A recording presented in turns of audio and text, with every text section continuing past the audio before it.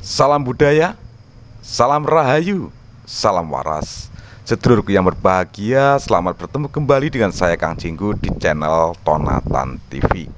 Sedulurku, banyak beredar ya di video beberapa tahun yang lalu, juga di web-web pemberitaan bahwasanya rumah proklamasi atau rumah tempat dibacakannya teks proklamasi oleh Bung Karno pada saat itu adalah rumah saudagar dari Hadramaut.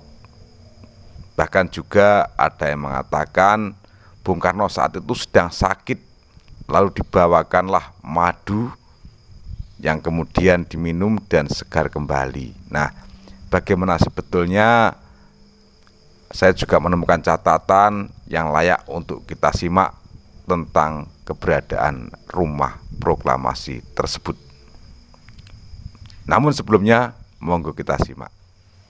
Ya, kenapa tidak pernah dijelaskan dalam buku sejarah? Siapa yang punya rumah tempat yang nomor 56 itu? Jalan Pegangsaan Timur nomor 56. Rumah siapa nomor 56 itu? Ternyata itu rumah seorang pengusaha Muslim keturunan Yaman yang sangat cinta dengan negara kesatuan Republik Indonesia ini. Beliau mewakafkan rumahnya untuk kemerdekaan bangsa Indonesia. Namanya Syekh Faraj bin Marta. Mewakafkan rumahnya untuk proklamasi kemerdekaan Republik Indonesia. Insinyur Soekarno datang ke situ dalam keadaan masih lemas, ada kemudian penyakit dalam tubuhnya, maka diberikan oleh beliau madu Yaman di malam harinya. Siang-siangnya sudah fresh, dalam keadaan yang baik, maka digelorakanlah kemudian di sampingnya ada Bung Hatta, proklamasi sampai dengan ujungnya.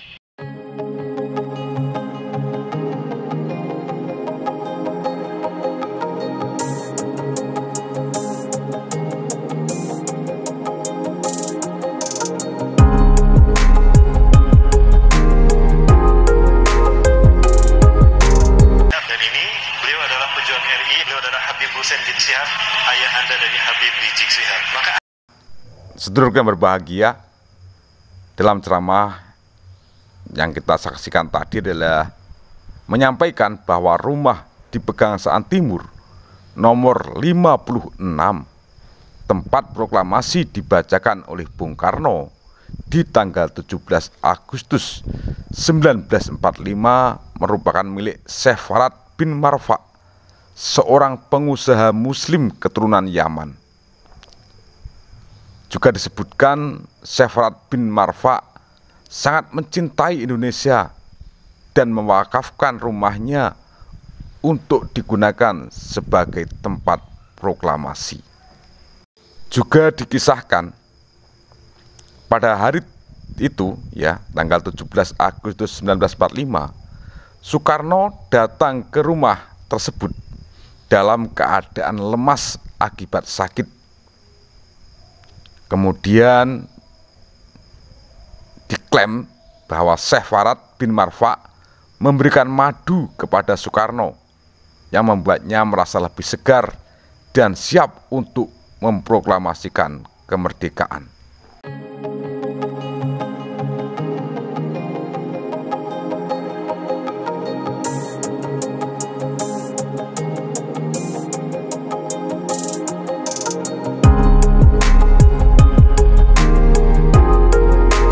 Sedulurku yang berbahagia, banyak sekali ya sejarawan yang menanggapi tentang pernyataan tersebut. Juga pegiat-pegiat sejarah juga menanggapi tentang pernyataan itu. Sedulurku, menurut catatan ini ada rumah Pegangsaan Timur nomor 56 sebelum ditempati Bung Karno tahun 1942-1946 adalah rumah JHR Peter Rutherford. Juga ada dari peneliti Harry Poche dan beberapa surat kabar zaman kolonial menyebutkan bahwa rumah tersebut diberikan oleh Jepang kepada Soekarno. Menurut catatan, Fait pemilik asli rumah dikirim ke kamp interniran oleh Jepang dan rumahnya kemudian diberikan kepada Soekarno untuk ditempati.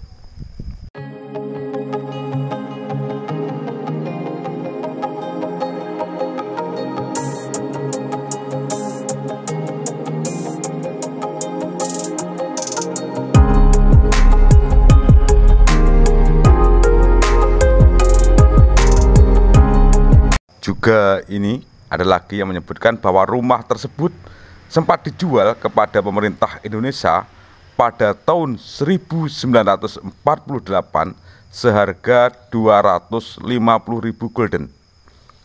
Hal ini dikonfirmasi dengan pemberitaan surat kabar pada tanggal 12 Juli 1948.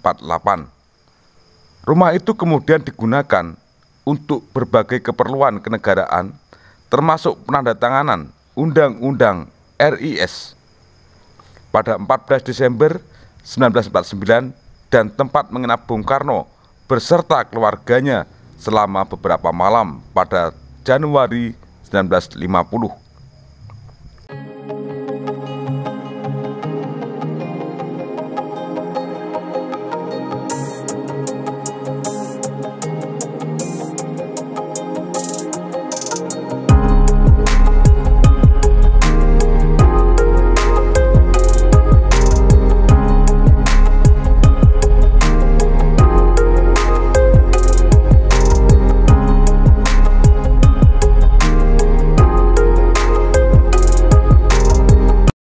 Sedulurku, dari Jatim Times,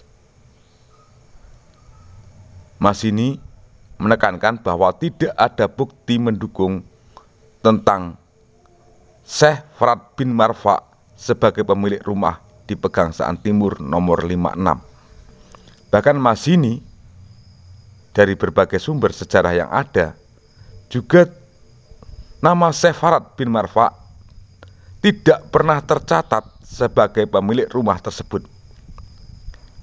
Peneliti sejarah Frop Margana juga tidak menemukan referensi tentang keterlibatan Syekh Farad dalam sejarah rumah Pegangsaan Timur.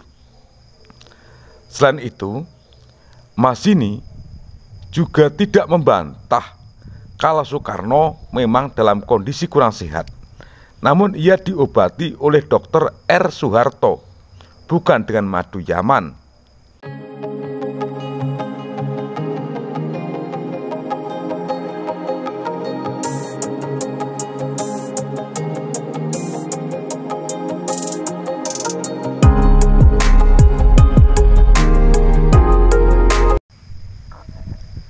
Sedulurku yang berbahagia, kiranya cukup demikian dulu apa yang bisa saya sampaikan.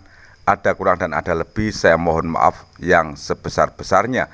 Triri ungkapan ono rino, ono upo, ono awan, ono pangan. Salam budaya, salam rahayu, salam waras.